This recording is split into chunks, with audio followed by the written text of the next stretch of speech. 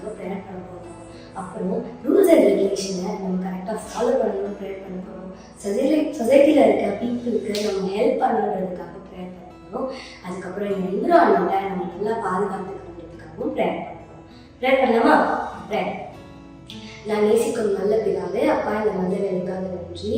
அப்பா இந்த நேரத்தில் கூட அப்பா இந்த சிறு பிள்ளைகளுக்காக ப்ரேயர் பண்ண வந்திருக்கோம்.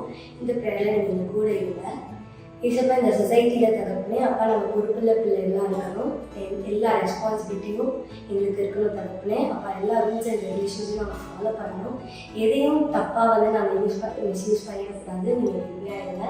இந்த என்விரான்மெண்ட்டை நாங்கள் நல்லபடியாக காத்துக்கொள்ளணும். அதுக்கு நீங்கள் கூட இருங்க. அந்த ஞானத்தை எங்களுக்கு நீங்கள் கட்டளையிடுங்க. எல்லாவற்றையும் கணக்கு கொடுக்குறோம். நான் நேசிக்கும் இயேசு கிறிஸ்துவின் ஜபத்தை எடுக்கிறேன். நல்ல ஆமாம்.